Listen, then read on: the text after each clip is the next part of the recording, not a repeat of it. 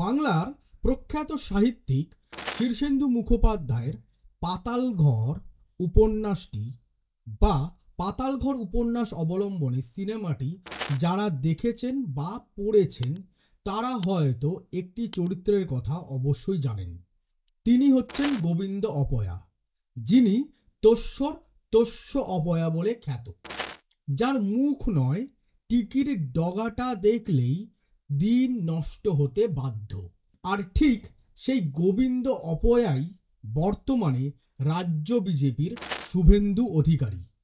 যে শুভেন্দু অধিকারী 19শে ডিসেম্বর 4 বছর হতে চলল রাজ্য বিজেপিতে জয়েন করেছেন, এবং যে শুভেন্দু অধিকারী বিজেপিতে জয়েন করার পর থেকেই দফায় দফায় রাজ্য বিজেপি একাধিক নির্বাচনে শোচনীয় পরাজয়ের সম্মুখীন হয়েছে। এমনকি যে শুভেন্দু অধিকারীর বিজেপিতে জয়েন করার পরই রাজ্য জুড়ে দফায় দফায় রাজ্য বিজেপির নিচুতলার কর্মী সমর্থকেরা দলের প্রতি আস্থা হারিয়েছেন। বলা যায় কনফিডেন্সের অভাবে বর্তমানে বাড়ি থেকে রাস্তায় প্রায় বেরোচ্ছেনই না। আর তার জেরে বর্তমানে রাজ্য বিজেপি তাদের সদস্যতা অভিযান অর্থাৎ দেশ জুড়ে বিজেপির সদস্য সংগ্রহ অভিযান যখন শুরু হলো, সেই সদস্য সংগ্রহ অভিযানে পশ্চিমবঙ্গের রাজ্য বিজেপি শোচনীয় পরাজয়ের মুখে পড়ল। অর্থাৎ বাংলায় এক কথায় যাকে বলে মুখ থুবড়ে পড়ল। অমিত শাহর বেঁধে দেওয়া 2 কোটি সদস্য সংগ্রহের লক্ষ্যমাত্রা শুধু রাজ্য বিজেপি ছুঁতেই পারল না তা নয়, অর্ধেকের কিছুটা কমে গিয়েই মনে হয় রাজ্য বিজেপিকে এবার তাদের সদস্য সংগ্রহের এই অভিযান এই বছর বন্ধ করতে হবে। এমনকি রাজ্য বিজেপির এই সদস্য সংগ্রহ অভিযানের এমন অবস্থা যে রাজ্যের বিরোধী দলনেতা শুভেন্দু অধিকারীর সরাসরি হাতের মুঠোয় থাকা 2টি লোকসভা কেন্দ্রে আরও শোচনীয় পরিস্থিতি। এমনকি শুভেন্দু অধিকারীর গড় বলে পরিচিত নন্দীগ্রামেও মুখ থুবড়ে পড়েছে বিজেপির সদস্য সংগ্রহের অভিযান। আর এই নিয়েই হবে আজ আশীর্বাদ দ্য ট্রুথের চুলচেরা বিশ্লেষণ। আলোচনা হবে দফায় দফায় শুভেন্দু অধিকারী বিজেপিতে জয়েন করার পর কিভাবে একের পর এক ক্ষেত্রে রাজ্য বিজেপি ক্রমশ রাজ্যের রাজ্য রাজনীতিতে কোণঠাসা হতে শুরু করে। একই সঙ্গে আলোচনা হবে কিভাবে শুভেন্দু অধিকারীর নেতৃত্বে আগামী দিনে রাজ্য বিজেপি আরও শোচনীয় অবস্থায় যেতে চলেছে। কিন্তু সেই সমস্ত কিছু আলোচনার আগে আপনাদের ওই কাজটা করতেই হবে, যে কাজটা প্রত্যেক দিন বলি, তা হচ্ছে নিচে থাকা সাবস্ক্রাইব বাটনটা ক্লিক করতে হবে, পাশে থাকা বেল নোটিফিকেশনটা একেবারেই ক্লিক করতে ভুলবেন না। আর আজকের এই প্রতিবেদন সম্বন্ধে আপনাদের মতামত অবশ্যই লিখে জানান কমেন্ট বক্সে, আর একটা লাইক করুন আর আত্মীয় স্বজন বন্ধু বান্ধবকে শেয়ার করার পাশাপাশি চলুন বিস্তারিত আলোচনায় এগিয়ে যাই। 2020 সালের 19শে ডিসেম্বর মুকুল রায়ের হাত ধরে অমিত শাহর পা ধরে বিজেপিতে জয়েন করলেন শুভেন্দু অধিকারী। তার আগে 17ই ডিসেম্বর তৃণমূল কংগ্রেসের সঙ্গে দীর্ঘ দিনের সম্পর্ক ছিন্ন করেই শুভেন্দু অধিকারী যখন বিজেপির দিকে পা বাড়িয়েছিলেন, সেই সময়ই বিজেপির বিশেষ করে রাজ্য বিজেপির বর্ষিয়ান নেতানেত্রী থেকে শুরু করে সেই সময় রাজ্য বিজেপির সভাপতি দিলীপ ঘোষের তুমুল নাপসন্দ থাকা সত্ত্বেও মুকুল রায়ের চাপে শেষমেশ শুভেন্দু অধিকারী বিজেপিতে জয়েন করেন। বিজেপিতে জয়েন করার পরেই রাজ্য বিজেপি অতিরিক্ত বুস্ট পায়, কারণ 21-এর বিধানসভা নির্বাচনের আগে আপনাদের হয়তো অনেকেরই এখনো মনে আছে তৃণমূল কংগ্রেস ছেড়ে ঝাঁকে ঝাঁকে বিধায়ক নেতা নেত্রীরা বিজেপির ঘরে গিয়ে নাম লেখায়। রাহুল সিনহার হাত থেকে রাজ্য বিজেপির দায়িত্ব নেবার পর দিলীপ ঘোষের নেতৃত্বে যে বিজেপি তিল তিল করে রাজ্যে নিজের সংগঠন গড়ে তুলতে শুরু করে এবং যার ফলস্বরূপ 2019-এর লোকসভা নির্বাচনে রাজ্য বিজেপি আশার বাইরে গিয়ে অত্যন্ত ভালো ফলাফল করল, সেই রাজ্য বিজেপি 2020 পর থেকে অর্থাৎ শুভেন্দু অধিকারী ডিসেম্বর মাসে বিজেপিতে জয়েন করার পর থেকেই দফায় দফায় সেই রাজ্য বিজেপি তার সংগঠনের বুনিয়াদ হারাতে শুরু করলো।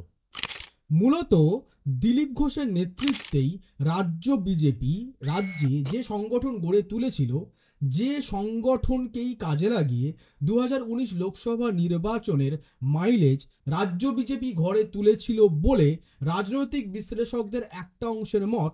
যদিও এখানে আরও একটি মত রয়েছে, তা হচ্ছে তৃণমূল কংগ্রেস তথা তৃণমূল নেত্রী মমতা বন্দ্যোপাধ্যায়ের বিরোধিতায় নেবে রাজ্যের বামপন্থী দলগুলি, বিশেষ করে সিপিআইএম নিজের নাক কেটে পরের যাত্রাভঙ্গ করতে যাওয়ার চেষ্টা করার জেরেই রাজ্য বিজেপি রাতারাতি রাজ্যের বিরোধী দলের আসনে পৌঁছে যায় এবং একই সঙ্গে রাজ্যের একসময়ের শাসক দল, যারা 19-এর আগে পর্যন্ত রাজ্যের অন্যতম বিরোধী দল হিসাবে স্বীকৃতি পেয়েছে, সেই সিপিআইএম কংগ্রেসের সঙ্গে জোটবদ্ধভাবে নির্বাচনে প্রতিদ্বন্দ্বিতা করেও 21-এর বিধানসভা নির্বাচনে একেবারে শূন্য হয়ে যায়, অর্থাৎ বিধানসভা থেকে গায়েব হয়ে যায়। কিন্তু 21-এর বিধানসভা নির্বাচনে সিপিআইএম যে শূন্য হয়ে যাবে এমনটা কিন্তু কেউ মনে করেনি, কিন্তু নির্বাচনের ফলাফলে তাই ঘটেছিল।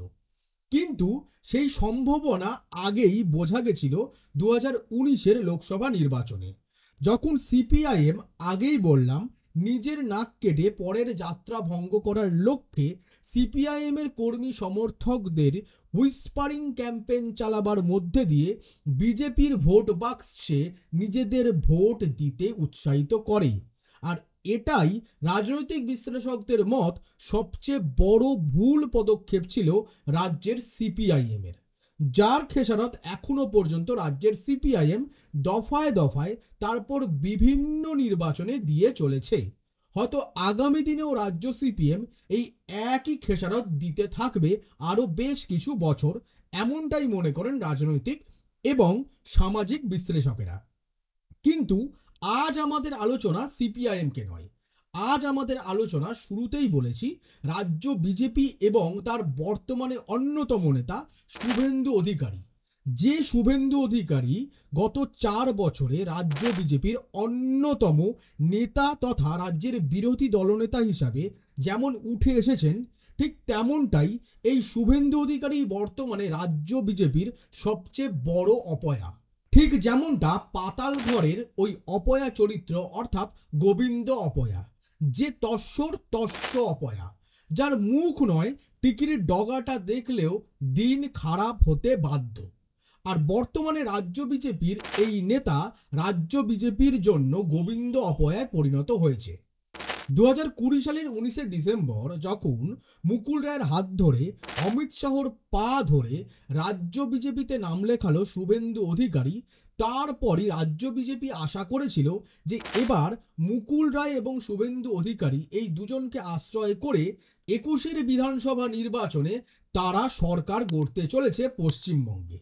আর সেই প্ল্যান মতোই রাজ্য বিজেপি এগোতে শুরু করে। শুভেন্দু অধিকারী এবং মুকুল রায়ের হাত ধরে তারপর 21-এর বিধানসভা নির্বাচনের আগে আমরা দেখতে পেয়েছিলাম তৃণমূল কংগ্রেস থেকে ঝাঁকে ঝাঁকে বিধায়ক, সাংসদ এবং অন্যান্য বিভিন্ন স্তরের তৃণমূল কংগ্রেসের শীর্ষ নেতা নেত্রীরা গিয়ে নাম লেখায় রাজ্য বিজেপির খাতায়।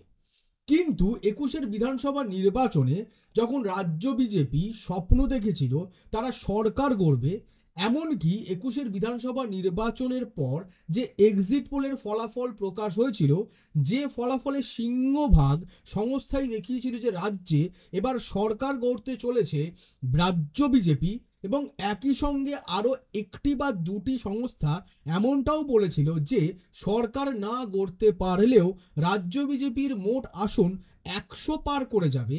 কিন্তু 21-এর বিধানসভা নির্বাচনের যখন ফলাফল আমাদের সামনে এলো তখন আমরা দেখতে পেলাম 100-র গণ্ডি তো অনেক দূরে, 80-র গণ্ডিও পার করতে পারল না রাজ্য বিজেপি।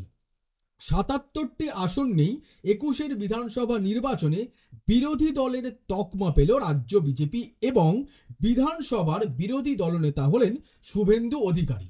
আর এখান থেকে রাজ্য বিজেপি আরো দ্রুত তলাতে শুরু করে। প্রসঙ্গত 21-এর বিধানসভা নির্বাচনে ভরাডুবির পর তার দায়ভার সরাসরি দিলীপ ঘোষের কাঁধে তুলে দেওয়া হয় এবং দিলীপ ঘোষও বিজেপি এবং আরএসএস এর একজন একনিষ্ঠ সৈনিক হিসাবে সেই দায়িত্ব নিজের কাঁধে শুধু তুলেই নেন না, রাজ্য বিজেপির সভাপতির পদ থেকে সরে দাঁড়ান। এবং তাঁরই হাত ধরে যে সুকান্ত মজুমদার 19-এর লোকসভা নির্বাচনে প্রথমবার প্রতিদ্বন্দ্বিতা করতে এলেন বালুরঘাটে বিজেপির টিকিটে এবং তিনি জয়যুক্ত হলেন, সেই সুকান্ত মজুমদার দায়িত্ব পেলেন রাজ্য বিজেপির সভাপতির। সুকান্ত মজুমদার দায়িত্ব পাওয়ার পর থেকেই দফায় দফায় আমরা দেখেছিলাম সুকান্ত মজুমদার বনাম দিলীপ ঘোষ এই দুই পন্থীর মধ্যে দ্বন্দ্বের খবর। একই সঙ্গে সুকান্ত মজুমদারের সঙ্গে শুভেন্দু অধিকারীর ইকুয়েশন স্ট্রং হতে শুরু করে। আবার অন্যদিকে এই দুজনের ইকুয়েশন রাজ্য বিজেপির অন্দরে স্ট্রং হওয়ার জেরে দিলীপ ঘোষ এবং তার ঘনিষ্ঠরা ক্রমশই দুর্বল এবং পরবর্তীকালে আমরা দেখতে পেলাম দিলীপ ঘোষ নিজেই রাজ্য বিজেপি থেকে কোথাও যেন ভ্যানিশ হয়ে গেল। আর তার জেরেই দফায় দফায় রাজ্য জুড়ে জেলায় জেলায় রাজ্য বিজেপির যে সংগঠন দিলীপ ঘোষের হাত ধরে গড়ে উঠেছিল সেই সংগঠন ভেঙে পড়তে শুরু করে। আবার এরই মধ্যে 21-এর বিধানসভা নির্বাচনের পর মুকুল রায় আনঅফিসিয়ালি তৃণমূল কংগ্রেসে ফিরে আসে, যদিও বিধানসভার খাতায় এখনো পর্যন্ত মুকুল রায় বিজেপি বিধায়ক। কিন্তু বিজেপির সংগঠনের যে পতন 21-এর বিধানসভা নির্বাচনের পর থেকেই শুরু হয়েছিল, সেই পতন দফায় দফায় রাজ্য বিজেপির নেতাকর্মীরা অনেক চেষ্টা করেও, এমনকি রাজ্য বিজেপির শীর্ষ নেতৃত্ব অনেক চেষ্টা করেও এখনো পর্যন্ত তা রুখতে একেবারেই সমর্থ হয়নি, যার সরাসরি খেসারত এবার দিতে হলো বিজেপির সদস্য সংগ্রহ অভিযান, অর্থাৎ সদস্যতা অভিযান কর্মসূচির মধ্যে দিয়ে।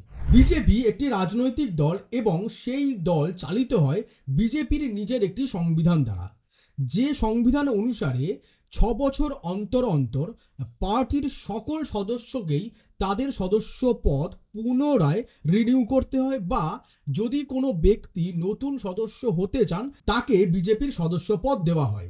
সেই মতোই চলতি বছরের 1 সেপ্টেম্বর দেশের প্রধানমন্ত্রী তথা কেন্দ্রীয় বিজেপির প্রধান নেতা নরেন্দ্র মোদী বিজেপির সদস্যপদ পুনরায় গ্রহণ করেন এবং তার সদস্যপদ গ্রহণের মধ্যে দিয়েই বিজেপির এই সদস্যতা অভিযান শুরু হয় এবং তারপরেই 2রা সেপ্টেম্বর থেকে দেশ জুড়ে বিজেপি তাদের সদস্যপদ দেওয়ার অভিযান শুরু করে।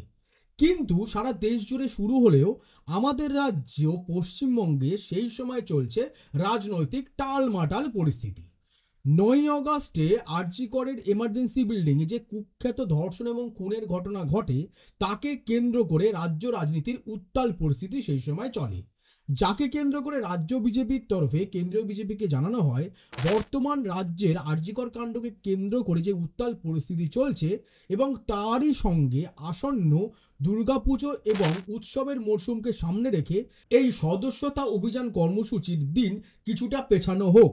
সেই মতোই আমরা দেখতে পেলাম কলকাতায় 27 অক্টোবর এলেন অমিত শাহ এবং বিজেপির শীর্ষ নেতানেত্রীদের সঙ্গে বিশেষ বৈঠকের মধ্যে দিয়ে পশ্চিমবঙ্গে আনুষ্ঠানিকভাবে শুরু হলো রাজ্য বিজেপি তথা বিজেপির সদস্যতা অভিযান কর্মসূচি। লক্ষ্যমাত্রা বেঁধে দিলেন অমিত শাহ। রাজ্য বিজেপির কাছে লক্ষ্যমাত্রা তিনি স্থির করে দিলেন 2 কোটি সদস্য সংগ্রহের। পাশাপাশি আমাদের রাজ্যের বিজেপি সাংসদদের প্রত্যেককে 10,000 এবং বিধায়কদের প্রত্যেককে 5,000 করে সদস্য সংগ্রহের লক্ষ্যমাত্রা বেঁধে দিলেন। শুধু তাই না, তার সঙ্গে তিনি একেবারে অক্ষরে অক্ষরে নির্দিষ্ট করে ছকে দিলেন গেম প্ল্যান, যে প্ল্যান অনুসারে অঙ্কের হিসাবেই বিজেপির সামনে 2 কোটি অর্থাৎ রাজ্য বিজেপির সামনে 2 কোটি সদস্য সংগ্রহের লক্ষ্যমাত্রা শুরুতেই বেঁধে দেন অমিত শাহ। কিন্তু অমিত শাহ এই লক্ষ্যমাত্রা বেঁধে দেওয়ার পর রাজ্য বিজেপির তরফে রাজ্য বিজেপির নেতানেত্রীরা এই 2 কোটি লক্ষ্যমাত্রায় শুরুতেই মাথায় হাত দিয়ে বসে পড়েন, কারণ তারা সরাসরি জানান বর্তমানে রাজ্যে বিজেপির সংগঠনের যে পরিস্থিতি, এমনকি 24-এর সদ্য শেষ হওয়া লোকসভা নির্বাচনের ফলাফলকে সামনে রেখে রাজ্য বিজেপির নিচু তলার কর্মী সমর্থকদের মধ্যে এতটা কনফিডেন্স নেই যে তারা বাড়ির বাইরে বেরোবেন, রাস্তায় বেরোবেন। আর তাই জন্য তাদের মধ্যে যেহেতু কনফিডেন্স গ্যাদার করা এত দ্রুত সম্ভব হবে না, তাই জন্য লক্ষ্যমাত্রা 2 কোটির থেকে কম করার আবেদন শুরু থেকেই রাখা হয়েছিল। একই সঙ্গে রাজ্যে এই সদস্য সংগ্রহ অভিযানের মাথা করা হলো শ্রমিক ভট্টাচার্যকে, যে শ্রমিক ভট্টাচার্য বর্তমানে বিজেপির রাজ্যসভার সাংসদ। শ্রমিক ভট্টাচার্য শুরু থেকেই বেশ কনফিডেন্স দেখিয়েছিলেন। তিনি বলেছিলেন 2 কোটি কেন, তারা তার দ্বিগুণ অর্থাৎ 4 কোটি সদস্য সংগ্রহ করে দেখাবেন। কিন্তু বাস্তবে যতদিন এগোতে শুরু করলো দেখা গেল এর উল্টো ছবি। রাজ্য জুড়ে জেলায় জেলায় রাজ্য বিজেপি সদস্য সংগ্রহের ক্ষেত্রে ব্যাপক সমস্যার সম্মুখীন হতে শুরু করলো। এমনকি পরিস্থিতি এমন জায়গায় দাঁড়ালো যে রাজ্যের বিরোধী দলনেতা শুভেন্দু অধিকারীর সরাসরি নিয়ন্ত্রণে থাকা নন্দীগ্রামেই সবচেয়ে খারাপ অবস্থা দেখা গেল সদস্য সংগ্রহ অভিযানের। পূর্ব মেদিনীপুরের একাধিক বিধানসভা এবং 2টি লোকসভা আসন, যে দুটি সরাসরি রাজ্যের বিরোধী দলনেতা শুভেন্দু অধিকারীর কন্ট্রোলে, সেই আসনেই সবচেয়ে খারাপ সদস্য সংগ্রহ অভিযানের ফলাফল সামনে উঠে আসতে শুরু করলো। কিন্তু এরই মধ্যে রাজ্য বিজেপির সামনে সবচেয়ে বড় চ্যালেঞ্জ যে অমিত শাহর বেঁধে দেওয়া লক্ষ্যমাত্রার অন্ততপক্ষে অর্ধেক মানে 1 কোটি সদস্য সংগ্রহ কোনো রকমে করতেই হবে। তার জন্য রাজ্য বিজেপি স্ট্র্যাটেজি বদলায়। 11টি ভাগে 11টি টিম তৈরি করে দেওয়া হয়, যে টিমের ওপর দায়িত্ব বর্তায় রাজ্যের জেলায় জেলায় ঘুরে সদস্যপদ সংগ্রহ করতে হবে। কিন্তু সেখানেও বাঁধল গোল। পশ্চিমবঙ্গের জেলায় জেলায় বিজেপি কর্মী সমর্থকদের তরফে রাজ্য বিজেপিকে স্পষ্ট জানানো হলো তৃণমূল কংগ্রেস তথা মমতা বন্দ্যোপাধ্যায়ের দ্বারা শুরু করা লক্ষ্মীর ভাণ্ডার এই প্রকল্প এই সদস্য সংগ্রহ অভিযানে সবচেয়ে বড় বাধা হয়ে দাঁড়াচ্ছে। আর এরই পাল্টা আসরে নেমে পড়লেন রাজ্যের বর্তমানে এক্সটেন্ডেড রাজ্য বিজেপির সভাপতি সুকান্ত মজুমদার। তিনি সরাসরি বলে বসলেন কেন্দ্রের প্রকল্প যদি পেতে হয় তাহলে রাজ্য বিজেপির সদস্যপদ গ্রহণ করতে হবে। তিনি সরাসরি বলে বসলেন কেন্দ্রীয় সরকারের অন্নপূর্ণা যোজনায় মাসে যদি 3,000 টাকা করে পেতে হয় তাহলে রাজ্যে বিজেপির সদস্য পদ নিতে হবে। কিন্তু সেই মন্তব্যকে কেন্দ্র করে তুমুল বিতর্ক শুরু হয় রাজ্য জুড়ে। শুধুমাত্র এখানেই ক্ষান্ত থাকলো না রাজ্য বিজেপি, একই সঙ্গে রাজ্য বিজেপির তরফে রাজ্যের বিভিন্ন জেলায় জেলায় তাদের নেতা কর্মীদের উৎসাহ যোগাতে এমনও ঘোষণা করা হলো যে জেলা স্তরে যে বিজেপি নেতা সবচেয়ে বেশি সদস্য সংগ্রহ করতে পারবেন তাকে জেলা স্তরে বিজেপি পদ দেবে। কিন্তু তাতেও লাভের লাভ হলো না, বরঞ্চ দেখা গেল যে জলপাইগুড়িতে একসময় বিজেপি একাধিক ছত্রপতি হয়ে উঠেছিল দিলীপ ঘোষের নেতৃত্বে, সেই জলপাইগুড়িতেও সদস্য সংগ্রহে ব্যাপক সমস্যার মুখে পড়তে শুরু করলো রাজ্য বিজেপি। জঙ্গলমহলের ঝাড়গ্রাম কেন্দ্রেও একই চিত্র ফুটে উঠল, যে ঝাড়গ্রাম কেন্দ্র কিন্তু 2014 লোকসভা নির্বাচনের পর থেকেই বিজেপির গড় হিসাবে পরিচিত হয়ে উঠেছিল। সেই ঝাড়গ্রামেও বিজেপির সদস্য সংগ্রহের ক্ষেত্রে ব্যাপক সমস্যার ছবি উঠে আসতে শুরু করলো। আর তার মধ্যেই গোদের উপর বিস্ফোরা হয়ে উঠতে শুরু করলেন খোদ শুভেন্দু অধিকারী এবং পূর্ব মেদিনীপুরে সরাসরি তার কন্ট্রোলে থাকা 2টি লোকসভা কেন্দ্রের সদস্য সংগ্রহের অভিযান। অর্থাৎ শুভেন্দু অধিকারী সারা রাজ্য জুড়ে সবচেয়ে খারাপ ফলাফলের নিদর্শন তুলে ধরলেন।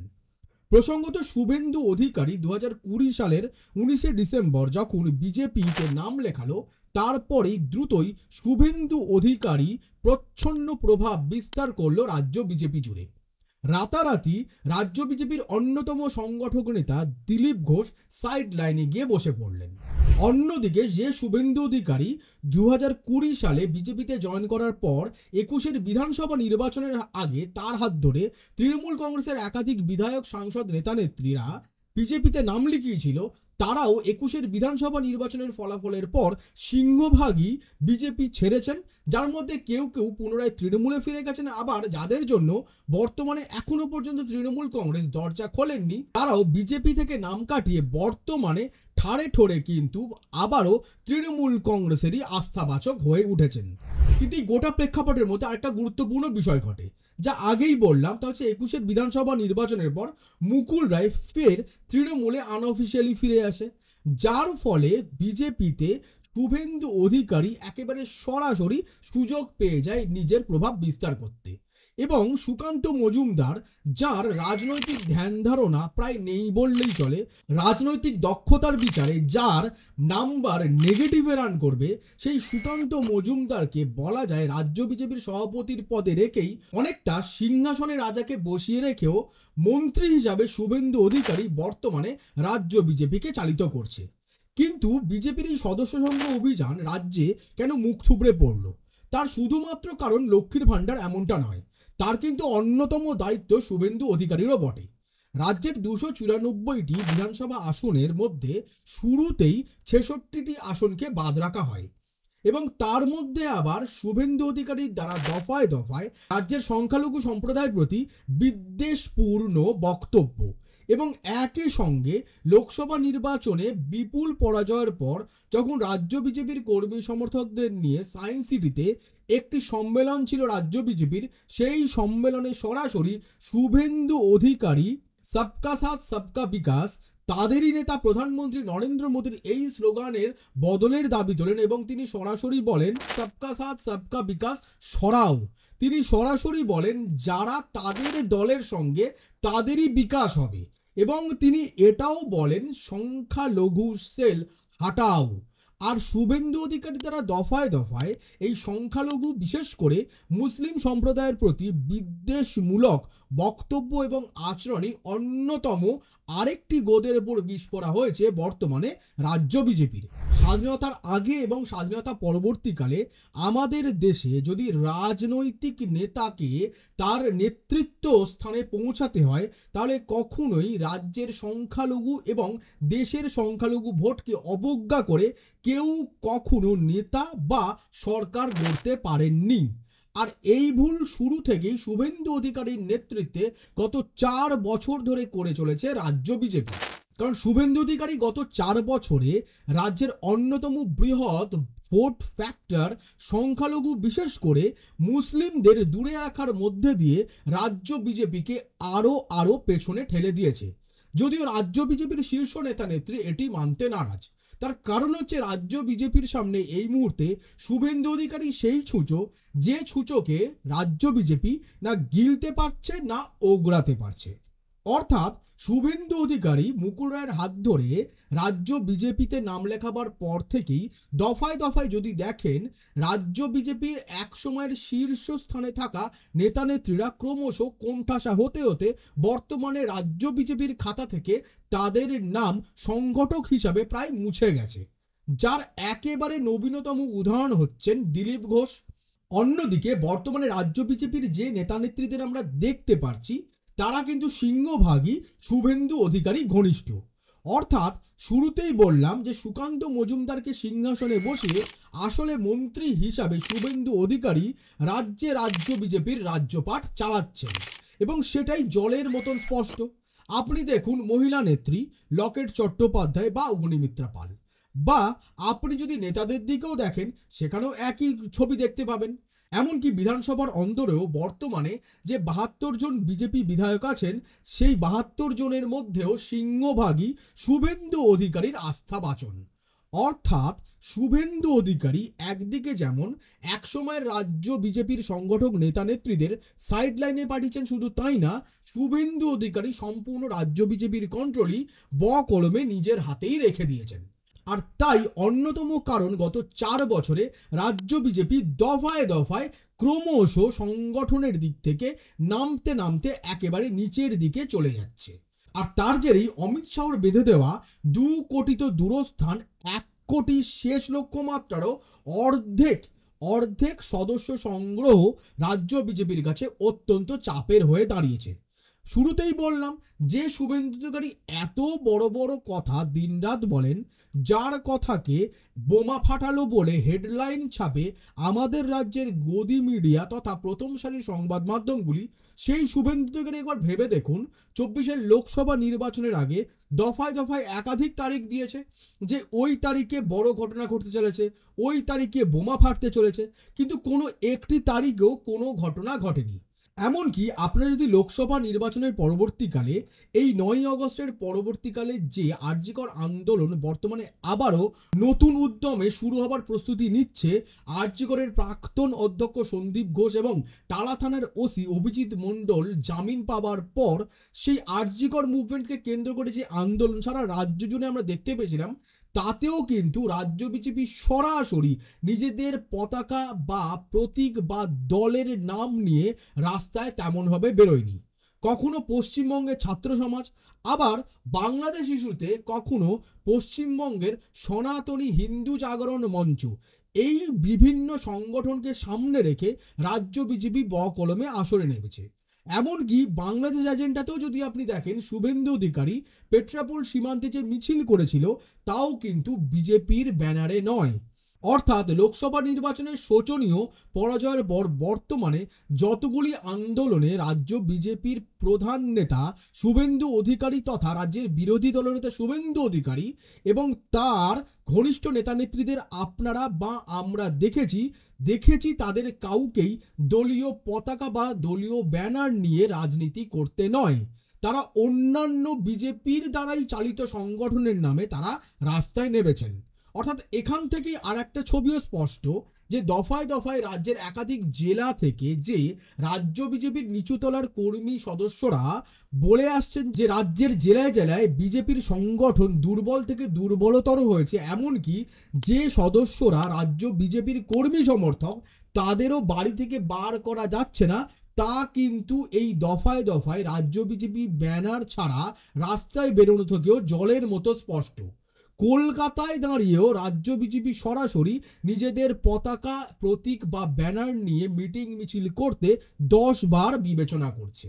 কিন্তু বর্তমানে রাজ্য বিজেপি যেখানে দাঁড়িয়ে আছে, যেভাবে শুভেন্দু অধিকারী রাজ্য বিজেপিকে সম্পূর্ণ নিজের হাতের মুঠোয় নিয়ে নিয়েছে, সেখান থেকে দাঁড়িয়ে এই মুহূর্তে রাজ্য বিজেপির 26-এর বিধানসভা নির্বাচনের আগে কতটা ঘুরে দাঁড়াতে পারবে তা নিয়েও যথেষ্ট প্রশ্ন রয়েছে। এর আগেও রাজ্য বিজেপির অন্দরেও শুভেন্দু অধিকারীর ক্রেডিবিলিটি নিয়ে দফায় দফায় প্রশ্ন উঠেছে। খোদ দিলীপ ঘোষের ঘনিষ্ঠ নেতা নেত্রীরাও শুভেন্দু অধিকারীর গ্রহণযোগ্যতা নিয়ে প্রশ্ন তুলেছে। বেশ কিছু বিজেপির একেবারে নতুন আস্থাভাজন নেতা শুভেন্দুর দিকেই নিজেদের মতামত রেখেছে। সেখান থেকে দাঁড়িয়ে রাজ্য বিজেপি এই মুহূর্তে শুভেন্দু অধিকারীকে নিয়ে এগোনো ছাড়া আর কোনো পথ খোলা রাখেনি এবং তা কিন্তু হাতে নাতে বুঝতে পারছে বিজেপির কেন্দ্রীয় কমিটি। কিন্তু কি করা আছে, আগেই বললাম শুভেন্দু অধিকারী রাজ্য বিজেপির সেই ছুঁচোয় পরিণত হয়েছে যে ছুঁচোকে রাজ্য বিজেপি না গিলতে পারছে না ওগড়াতে পারছে। আর তাকে কেন্দ্র করেই বর্তমানে রাজ্য বিজেপির সবচেয়ে বড় অপয়ার তকমা পেয়েছেন শুভেন্দু অধিকারী দলের অন্দরে। যদিও সরাসরি এই অপয়া বম এখনো পর্যন্ত রাজ্য বিজেপির কোনো বর্ষিয়ান নেতা নেত্রী ফাটাবার সাহস দেখাচ্ছেন না, কিন্তু যদি 26-এর বিধানসভা নির্বাচনে আবারও রাজ্য বিজেপি এই একইভাবে শোচনীয় পরাজয়ের শুধু সম্মুখীন নয়, এমনকি বর্তমানে হাতে থাকা 72টি আসনও যদি ধরে না রাখতে পারে, তাহলে কিন্তু রাজ্য বিজেপি শুভেন্দু অধিকারীকে রাতারাতি সাইডলাইন করবে, তা শুধু সময়ের অপেক্ষা। কারণ আপনারা যদি বিজেপির দলীয় স্ট্রাকচারের দিকে একটু নজর দেন, তাহলে দেখবেন বিজেপি কিন্তু দীর্ঘদিন অসফল নেতা নেত্রীদের একেবারেই কলকে দেয় না। কিন্তু শুভেন্দু অধিকারী গত 4 বছর ধরে দফায় দফায় বিভিন্ন নির্বাচনী পরীক্ষায় ফেল করার পরেও এখনো পর্যন্ত রাজ্য বিজেপির সামনে যেহেতু শুভেন্দু অধিকারী ছাড়া আর কোনো অপশনই বেঁচে নেই, তাই নরেন্দ্র মোদী অমিত শাহর দলকে রাজ্যের কনটেক্সটে দাঁড়িয়ে শুভেন্দু অধিকারীর ওপরেই আস্থা রাখতে হচ্ছে। কিন্তু সেই আস্থা 25-এর পঞ্চায়েত নির্বাচন এবং 26-এর বিধানসভা নির্বাচনের পর কতটা থাকবে তাও সবচেয়ে বড় প্রশ্নের। কারণ শুভেন্দু অধিকারীর সরাসরি কন্ট্রোলে থাকা একাধিক কেন্দ্রের সমবায় নির্বাচনেও শোচনীয় পরাজয়ের সম্মুখীন হয়েছে রাজ্য বিজেপি। শুধু তাই না, সংগঠনের স্তরেও রাজ্য বিজেপির বর্তমানে এতটাই হাঁড়ির হাল যে সদ্য ফলাফল প্রকাশ পাওয়া 6 কেন্দ্রের বিধানসভা উপনির্বাচনে বিজেপির হাতে থাকা দীর্ঘদিনের মাদারিহাটের আসনটিও চলে গেল রাজ্যের শাসক দল তৃণমূল কংগ্রেসের হাতে, যার জেরে রাজ্যের শাসক দল তৃণমূল কংগ্রেস বিধানসভা উপনির্বাচনে রাজ্য বিজেপিকে 6টি গোলও দিয়ে দিল। তাকে কেন্দ্র করে কিন্তু একটা বিষয় জলের মতো স্পষ্ট আমরা দেখতে পেয়েছিলাম যে রাজ্য বিজেপির সংগঠনের এতটাই খারাপ অবস্থা, বুথে বুথে এজেন্ট পর্যন্ত রাজ্য বিজেপি দিতে পারেন। আর এরম যদি সংগঠনের অবস্থা হয়ে থাকে তাহলে একটা বিষয় শুরু থেকেই বোঝা গেছিল যে সদস্য সংগ্রহের যে লক্ষ্যমাত্রা বেঁধে দেওয়া হয়েছিল সেই লক্ষ্যমাত্রা কোনো রকমে অ্যাচিভ করতে পারবে না রাজ্য বিজেপি। তা শ্রমিক ভট্টাচার্য যতই বিয়ে বাড়িতে গিয়ে কনেকে রাজ্য বিজেপির সদস্যপদ দিন বা ঢোল স্বরূপ করে রাজ্য বিজেপি লক্ষ্যমাত্রা একেবারেই পার কেন দ্বিগুণ পৌঁছে যাবে সেই ঢোল পেটান, কিন্তু সেগুড়ে যে বালি ছিল তা জলের মতন শুরু থেকেই ছিল স্পষ্ট। কিন্তু শ্রমিক ভট্টাচার্য তা এখনো পর্যন্ত মানতে নারাজ। কিন্তু একটা বিষয় সত্যি, শেষমেশ শ্রমিক ভট্টাচার্যকে তা স্বীকার করতে হবে, কারণ বিজেপি কেন্দ্রীয় কমিটির তরফেও কিন্তু ইতোমধ্যেই রাজ্য বিজেপিকে বেশ কড়া দাওয়াই দেওয়া হয়েছে। কিন্তু এবার আপনি বলতেই পারেন যে এই 20 থেকে 24 এর মধ্যে কি রাজ্য বিজেপির এই তলানিতে গিয়ে ঠেকার পরিস্থিতি হয়েছে? এমনটা নয়। 2015 সালে একইভাবে বিজেপির তরফে যখন সদস্য সংগ্রহ অভিযান শুরু হয়েছিল সেই সময়ও সারা দেশের কনটেক্সটে দাঁড়িয়ে পশ্চিমবঙ্গের সবচেয়ে খারাপ ফলাফল ছিল। অর্থাৎ সেই সময়ও রাজ্য বিজেপি একইভাবে সদস্য সংগ্রহের অভিযানে মুখ থুবড়ে পড়েছিল। কিন্তু তারপরেই আবার আপনি বলতেই পারেন যে 2019 লোকসভা নির্বাচনে সেই বিজেপি তো ঘুরে দাঁড়িয়েছিল, কিন্তু আবার এটাও দেখতে হবে 2021 নির্বাচনে সেই বিজেপি আবার মুখ থুবড়েও পড়েছিল। অর্থাৎ বিজেপির উত্থান হচ্ছে অনেকটা তাসের ঘরের মতো। আর সেই উদাহরণই আরও একবার উঠে এলো রাজ্য বিজেপি যখন আবারও ফেল করলো তাদের সদস্য সংগ্রহের অভিযানে। অর্থাৎ আজকের এই আলোচনা থেকে একটা বিষয় জলের মতো স্পষ্ট হলো যে শুভেন্দু অধিকারী সত্যি রাজ্য বিজেপির কাছে গলার কাঁটা। আপনি কি মনে করছেন কমেন্ট বক্সে লিখে জানান। হয়তো আপনার মত একটু অন্য হতে পারে, একেবারে ভাববেন না, সেই মতামতও লিখে জানান কমেন্ট বক্সে। কিন্তু তা সত্ত্বেও বলতে হবে আগামী দিনে শুভেন্দু অধিকারীর রাজনৈতিক ভবিষ্যৎ টিকে কিন্তু বেসিক্যালি আছে 26-এর বিধানসভা নির্বাচনের ফলাফলকে সামনে রেখে। আর সেই ফলাফলে যদি বিজেপি 72টি আসনও ধরে রাখতে না পারে তাহলে কিন্তু শুভেন্দু অধিকারীর কোণঠাসা অর্থাৎ সাইড লাইনে বসাই থাকবে সময়ের অপেক্ষা। আর ততক্ষণ আপনারা দেখতে থাকুন আশীর্বাদ দ্য ট্রুথ।